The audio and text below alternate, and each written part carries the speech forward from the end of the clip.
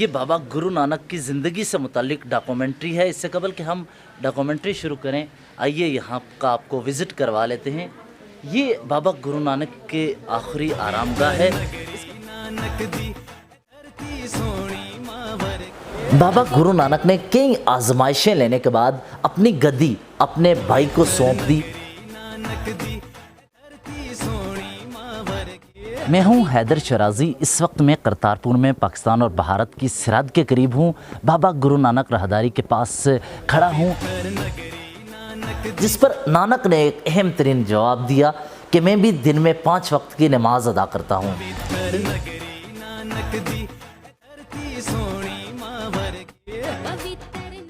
मैं हूं हैदर शराजी। मैं इस वक्त करतारपुर में मौजूद हूं। करतारपुर इसलिए भी अहम है क्योंकि पाकिस्तान और भारत की बॉर्डर के करीब बाबा गुरु नानक की आखिरी आरामगाह है। बाबा गुरु नानक कौन थे, सबसे पहले ये जान लेते हैं, उसके बाद हम बाकी गुफ्तगू करेंगे।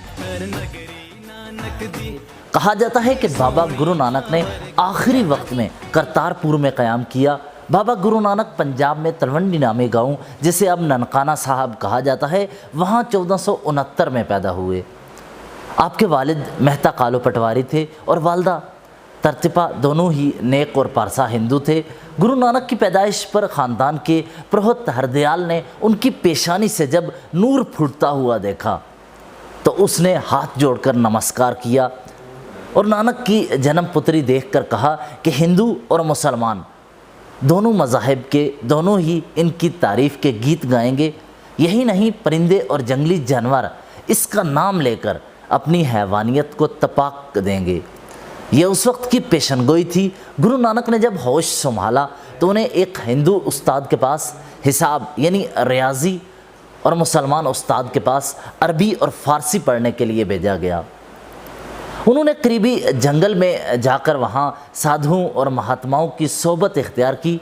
नानक हक़ के मुतलाशी थे, हक़ की तलाश में रहते थे, लेकिन उनके घर वाले उन्हें अमूमी कामकाज में मशगूल रखना चाहते थे ताकि वो घर वालों की मदद कर सकें। इसके लिए कभी उन्हें भैंसें चराने के लिए भेजा जाता तो कभी कारोबार करने पर मजबूर किया जाता और आखिर पर कहा गया कि कुछ नहीं तो खेती बाड़ी कर ली जाए।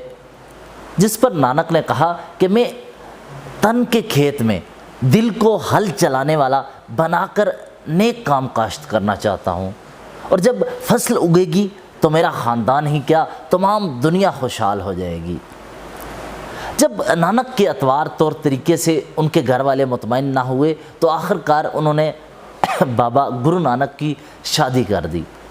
शायद इसी तरह वो दुनियादारी की तरफ माइल हो जाएं।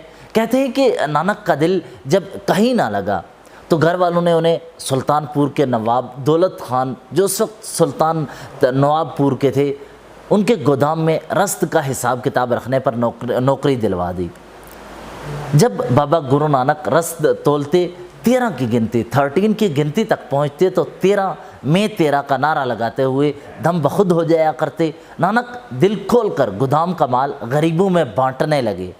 जब नवाब साहब से शिकायत की गई कि नानक आपका माल लुटा रहा है तो उन्होंने गोदाम का हिसाब किताब दोबारा हिसाब किताब लगवाया तो इजनास पूरी निकली। एक दिन नानक करीबी नदी में नहाने निकले और 3 दिन तक नदी के अंदर गायब रहे।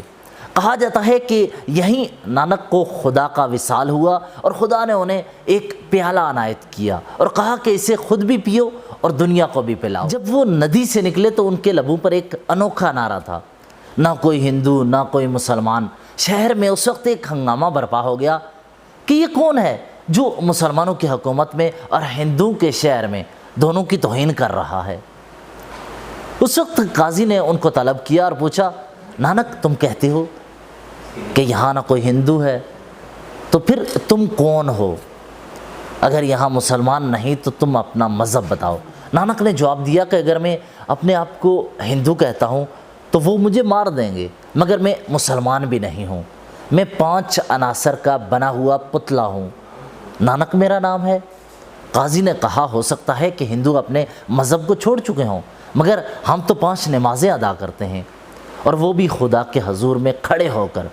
तुम क्या जानो इनमें क्या राज पोशीदा है। ये काजी के जुमले थे। اور ہم اس کے صلے میں خدا کی راہ میں بخشش مانگتے ہیں، بخشے جائیں گے۔ جس پر نانک نے ایک اہم ترین جواب دیا کہ میں بھی دن میں 5 وقت کی نماز ادا کرتا ہوں، ایک سچ کی، دوسری حق کی، حلال کی کمائی کی، تیسری خدا کے فضل و کرم کی، چوتھی نیت اور ایمانداری کی، اور پانچویں خدا کی حقیقی یاد کی۔ ان سے عظیم تر کوئی نماز نہیں ہو سکتی، اور قاضی نے کہا میرے ساتھ نماز پڑھ کر دیکھو، تمہیں خود ہی فرق معلوم ہو جائے گا۔ وہاں بابا گرو نانک نے کہا کہ مجھے منظور ہے۔ جب قاضی نماز کے لیے کھڑے ہوئے تو نانک ایک طرف کھڑے ہو کر مسکرانے لگے۔ جب نماز تمام ہوئی، جب نماز ختم ہوئی تو قاضی نے نواب سلطان پور سے شکایت کر دی کہ جب ہم نماز ادا کر رہے تھے تو بابا گرو نانک ہم پر ہنس رہے تھے۔ نانک نے کہا کہ نواب صاحب، جب قاضی صاحب نماز ادا کر رہے تھے تو ان کا دھیان اپنی گھوڑی کی طرف تھا جس کے ہاں نیا بچہ پیدا ہوا تھا۔ قاضی صاحب کو اندیشہ تھا کہ اس گھوڑی کا بچہ کہیں کنویں میں نہ گر جائے۔ یہ کہہ کر نانک وہاں سے چل دیے۔ قاضی پریشان ہوا۔ نواب صاحب نے بہت کہا کہ ملازمت جاری رکھیں، مگر بابا گرو نانک نے کہا کہ وہ اب اس کے ہاں ملازمت کریں گے جس کے ہاں تمام کائنات ہاتھ باندھے کھڑی ہوتی ہے۔ یہ کہہ کر نانک نے مردانے کو، جو یہاں ان کا مرید تھا، ان کے ساتھ رہتا تھا اور رباب بجایا کرتا تھا، ساتھ لیا اور جنگل کی طرف چل پڑے۔ بابا گرو نانک جنگلوں آبادیوں میں گھومتے رہے۔ ان کا نام اب گرو کے نام سے مشہور ہو چکا تھا۔ وہ جگہ جگہ معجزے دکھاتے۔ جب وہ ہندوؤں کے مرکز ہردوار پہنچے تو یہاں گنگا میں ہندو نہا رہے تھے، پانی مشرق کی طرف اچھالتے تھے۔ جب نانک جی نے اس کی وجہ پوچھی تو بتایا گیا کہ یہ پانی مرنے والے بزرگوں کو دیا جا رہا ہے، اسی لیے اچھالا جا رہا ہے تاکہ ان کی زندگی آسودہ اور ٹھنڈی رہے۔ یہ سن کر نانک جی نے پانی مغرب کی طرف اچھالنا شروع کر دیا۔ لوگ ہنستے رہے۔ لوگ ہنسے کہ کیا کبھی کسی نے مغرب کی طرف بھی پانی اچھالا ہے جو آج مغرب کی طرف اچھالا جا رہا ہے؟ نانک جی نے جواب دیا کہ میرے کھیت یہاں سے مغرب کی طرف پنجاب میں ہیں، میں ان کو یہاں سے پانی دے رہا ہوں۔ تو لوگ کہنے لگے، ہندو کہنے لگے کہ اتنی دور دیا ہوا پانی آپ کے کھیتوں کو کیسے سیراب کرے گا، کیسے سرسبز کرے گا؟ جس پر گرو نانک نے ایک اہم ترین جواب دیا کہ اگر آپ کا دیا ہوا پانی دوسری دنیا میں پہنچ سکتا ہے اپنے مردوں کو، تو کیا میرا پانی اس دنیا میں میرے کھیتوں کو سرسبز نہیں کر سکتا؟ جب بابر ہندوستان پر حملہ آور ہوا تو اس نے پنجاب کو تحقیق کیا تو احمد آباد میں جو جنگی قیدی بنائے گئے، اس میں بابا گرو نانک اور مردانہ بھی شامل تھا۔ گرو نانک کو چکی پیسنے پر لگا دیا گیا۔ بابا جی بلند آواز میں کلمات حق کہتے اور بخوشی اپنا کام کرتے۔ جب یہ خبر بابر کو ملی کہ ایک فقیر اپنی محنت مزدوری کے ساتھ خوشی کا اظہار بھی کرتا ہے، ناچتا ہے، تو بابر نے کہا میں ایسے فقیر کا دیدار کرنا چاہتا ہوں۔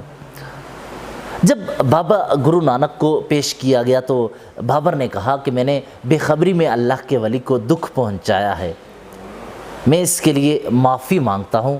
میں نے لودھی خاندان کے مظالم سے لوگوں کو نجات دینے کے لیے ہندوستان پر حملہ کیا۔ بابا گرو نانک نے اس وقت بات چیت ہو رہی تھی تو جواب دیا کہ اگر آپ نے بھی رایا پر ظلم کیا تو آپ کا بھی یہی انجام ہوگا۔ جس پر بابر نے کہا میں وعدہ کرتا ہوں کہ میں معصوموں کو کبھی نہیں ستاؤں گا۔ گرو نانک نے اس کے جواب میں کہا کہ خدا تمہارا راستہ روشن اور منور کرے۔ یہ کہہ کر وہاں سے وہ چل دیے۔ بابا گرو نانک نے مکہ اور مدینہ اور پھر بغداد کا سفر بھی کیا۔ بابا گرو نانک نے کئی آزمائشیں لینے کے بعد اپنی گدی اپنے بھائی کو سونپ دی۔ اس کے بعد انہوں نے اپنے خاندان اور خادموں کو جمع کیا اور خدا کی حمد و ثنا بیان کی، خدا کی تعریف کی۔ پھر تمام مجمع نے ایسا ہی کیا، خدا کا ذکر کیا۔ اتنے میں بابا گرو نانک مراقبے میں چلے گئے اور اسی حالت میں ان کا وصال ہو گیا، جس کے بعد ان کے ہندو اور مسلمان مریدین آپس میں جھگڑنے لگے۔ مسلمان مرید کہتے تھے کہ ہم ان کو دفنائیں گے، ہندو مرید جو تھے، ہندو چاہنے والے جو تھے، وہ کہتے تھے کہ وہ اپنی رسم کے مطابق ان کا سنسکار کریں گے۔ آخر میں دونوں اس بات پر متفق ہو گئے کہ دونوں اپنے پھول ان کے جسم پر رکھیں گے۔ صبح جس فریق کا پھول مرجھا گیا تو وہ اب اس کا وارث نہیں ہوگا۔ صبح ہوئی تو دونوں فریقین کے پھول تازہ تھے۔ اور دونوں پھول ان کے جسم پر مہک رہے تھے، لیکن جب چادر ہٹائی گئی تو بابا گرو نانک کا جسم غائب تھا۔ آپ نے بابا گرو نانک کے بارے میں جانا، اس کے علاوہ یہ بھی جان لیتے ہیں کہ کرتارپور کا یہ جو ایریا ہے اس کی تاریخ کیا ہے۔ تو آئیے کرتارپور کے ایریا کی تاریخ جانتے ہیں۔ کرتارپور پاک بھارت سرحد پر ہے۔ اس سرحد کے ایک طرف شکر گڑھ اور دوسری طرف گرداسپور ہے، ایک طرف ناروال تو دوسری طرف بٹالہ، ایک طرف لاہور تو دوسری طرف امرتسر ہے، ایک طرف قصور اور دوسری طرف فیروز پور ہے۔ تقسیم بر صغیر کے بعد پنجاب تقسیم ہوا۔ سکھ مذہب کے بانی بابا گرو نانک کا 2020 میں 551واں جنم دن منایا جا رہا ہے۔ پاکستانی پنجاب کے دارالحکومت لاہور سے جنوب مغرب میں واقع ننکانہ صاحب میں جنم لینے والے گرو نانک نے زندگی کے آخری سال، زندگی کے آخری ایام کرتارپور میں گزارے۔ انہوں نے آخری عمر میں کرتارپور کو اپنا ٹھکانہ کیوں بنایا، یہ ایک دلچسپ واقعہ ہے۔ بابا گرو نانک کے انتقال کے وقت بے شمار ہندو اور مسلمان کرتارپور میں موجود تھے۔ بابا گرو نانک کرتارپور کیسے پہنچے اور یہ بستی کیسے آباد ہوئی، یہ جاننا بہت ضروری ہے۔ اس کے بارے میں سکھ مذہب کی تاریخ کی کتابوں میں روایات موجود ہیں، بہت سے واقعات ہیں۔ اس سلسلے میں پروفیسر حمید اللہ ہاشمی نے اپنی تصنیف بابا گرو نانک میں ان کی موجودہ کرتارپور کے مقام پر آمد کا واقعہ یوں اس طریقے سے بیان کیا ہے کہ گرو نانک جب لاہور سے اس علاقے میں پہنچے، وہ لاہور سے اس علاقے میں گئے تو اس وقت یہاں ایک جنگل تھا۔ لاہور کے نواب کی طرف سے وہاں کروڑی مل نامی شخص یہاں کا کوتوال تھا، وہاں پر اسے کوتوال لگایا گیا تھا۔ گرو نانک کی آمد کے بعد جب ارد گرد کی بستیوں میں ان کے عقیدت مندوں کی تعداد بڑھنے لگی، ان کے چاہنے والے بڑھ گئے، تو یہ بات کروڑی مل کے لیے پریشانی کا سبب بننے لگی۔ وہ گھوڑے پر سوار ہوا، گھوڑے پر سوار گرو نانک کو گرفتار کرنے کے لیے نکلا، لیکن رستے میں گھوڑے سے گرنے کی وجہ سے اس کی ہڈیاں ٹوٹ گئیں، وہ ہڈیاں توڑوا بیٹھا۔ بابا گرو نانک نے کرتارپور آباد کیا، جس کی وجہ سے انہیں سکھوں کے دوسرے متبرک ترین مقام کا درجہ حاصل ہے۔ کروڑی مل کچھ مہینے بعد دوبارہ صحت مند ہوا تو پھر گرفتاری کے ارادے سے نکلا، لیکن راستے میں پھر اندھا ہو گیا۔ جب وہ اندھا ہو گیا تو ان حادثوں نے کروڑی مل کی آنکھیں کھول دی، وہ سمجھ گیا اور وہ گرو نانک سے معافی مانگنے کے لیے ان کے پاس پہنچا اور ان کا مرید بن گیا۔ کروڑی مل نے گرو نانک سے التجا کی کہ وہ مستقل طور پر اس علاقے میں قیام کریں، اس علاقے میں رہیں، اور دھرم شالہ بنانے کے لیے زمین بھی اس نے فراہم کرنے کا اعلان کیا۔ گرو نانک نے اس کی استدعا قبول کی، اس کی بات کو مان لیا اور اس علاقے میں ایک قصبہ آباد کرنے کا ارادہ کر لیا۔ تھوڑے دن بعد دھرم شالہ تیار ہو گیا اور گرو نانک نے اپنے خاندان کے ہمراہ وہاں سکونت اختیار کر لی، خاندان کو وہاں بلوا لیا۔ کچھ عرصے بعد ان کے مریدین نے بھی وہاں کا رخ اختیار کیا اور اس علاقے میں سکونت اختیار کر لی۔ کرتار مقامی زبان میں خدا کے لیے بولا جاتا تھا، اس کے لیے خدا کی بستی یعنی کرتارپور کہلائی جانے لگی۔ تاریخی شواہد کے مطابق کرتارپور 1504 کے لگ بھگ آباد ہوا، جب ہندوستان پر لودھیوں کی حکومت تھی اور پھر ابھی مغلوں نے یہاں کا رخ نہیں کیا تھا۔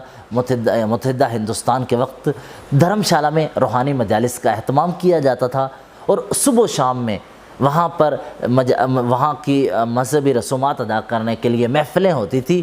گرو صاحب اور ان کے مریدین نے اس علاقے میں کاشتکاری بھی شروع کر دی اور وہ مریدین سے حاصل ہونے والے نذرانوں کو اپنی ذات پر خرچ کرنے کے بجائے غریبوں اور مسافروں میں خرچ کر دیتے تھے، مسافروں کی نذر کر دیتے تھے۔ کرتارپور میں بھی بابا گرو نانک نے اپنی زندگی کی آخری سانسیں لی۔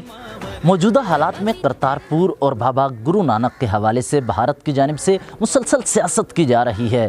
یہ ایک مذہبی جگہ ہے، سکھوں کو یہاں پر آنے کی اجازت دی جانی چاہیے، لیکن بھارت نے پہلے ایگریمنٹ کیا تھا کہ 5000 سکھ یاتری پاکستان آئیں گے۔ اس کے بعد کرونا وائرس آیا، کرونا وائرس کے بعد سکھوں کو پاکستان انٹر ہونے اور بابا گرو نانک کی آخری آرامگاہ آنے کی اجازت نہیں ہے، ان پر پابندی لگا دی گئی ہے۔ اب سکھ کمیونٹی چاہتی ہے کہ ان کو اجازت دیجیے اور وہ آزادی سے اپنی مذہبی رسومات ادا کریں۔ پاکستان کی جانب سے یہ پیس گیسچر تھا۔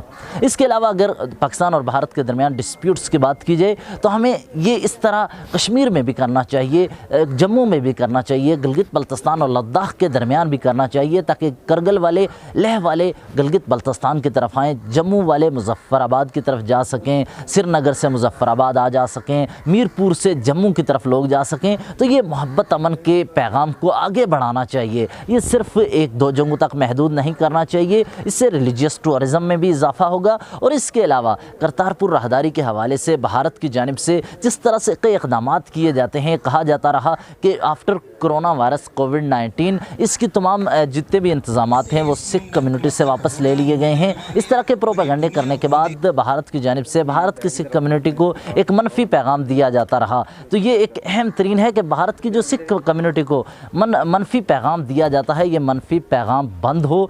इस तरह की मजहबी इबादत रसूमात अदा करने की जगह सियासत का मरकज़ नहीं होती, ये भारत को समझना होगा। और इससे आगे बढ़ते हुए हमें कश्मीर की तरफ जाना होगा, जहाँ पर बिछड़े हुए ख़ानदानों को मिलाया जाना चाहिए। रावलाकोट में गुरुद्वारा है, उसे मिलाया जाना चाहिए। इसके अलावा लेह और करगिल की मैंने पहले बात कर दी है। तो आगे बढ़ें, जितने भी कन्फ्लिक्ट्स हैं उनको हल करें और मोहब्बत अमन के पैगाम को आगे लेके चलें। ये एक अहम तरीन डॉक्यूमेंट्री थी जो बाबा गुरु नानक के हवाले से थी, करतारपुर के हवाले से थी। उम्मीद है ये आपको पसंद आई होगी। मुझे इजाज़त दीजिए, अल्लाह निगहबान।